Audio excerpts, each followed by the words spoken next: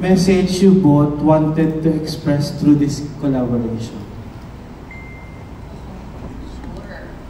Actually, yung message ko lang, it's more of what our collectors or clients can look forward to now that we have collaborated. So, parang if you guys follow Amara's page, talagang they have poured all of their love, even investment, money, sweat, tears, everything into making sure na yung mga clients talaga masisiguro nila na quality, yung diamonds or the jewelry that they will purchase from, Amara Sheila.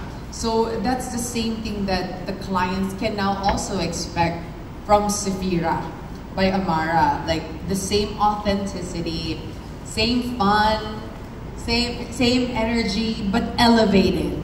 Yon. Kasi nga, they're investing so much in growing this industry, but with the right mindset talaga na they don't want to bring others down. They really want to bring and lift everybody up. So expect elevated luxury moving forward.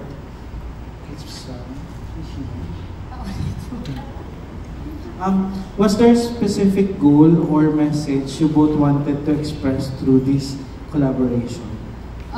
For me po, mas ma-entertain niya yung mga client talaga. Like, kaya nga kagaya sa akin, not everyone, papanoorin nila ako. Pero siya, when you scroll down, like sa live selling kasi kapag nanonood ka ng live selling, and then you will scroll down, lalabas din yung mga ibang live seller eh. So siya, as Rona, as a Sephira, nakitaan ko talaga na the client will really stop to her because of her personality. Thank you, ma'am. Another one is, since kanina, Miss Sheena, para may pa-teaser ka na soon maglalabas kayo ng parang collection. Yes. Miss Rona, kahit pa-teaser lang, how do you think, paano yung magiging design mo, aesthetics or signatures na gusto mo makita for this collection? If magkakaroon ka ng collection, ano yung parang gusto mo makita or maging tatak na rin?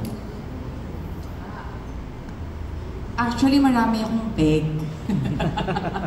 for my collection. Kasi lahat naman yun magaganda, di ba? But for me, I like things that are raw and parang not too polished. So for my collection, I want syempre gold. Gusto natin ng gold. Yan ang tumatas, di ba? But I want it raw and talagang it will shine on its own kahit na hindi siya yung super polished.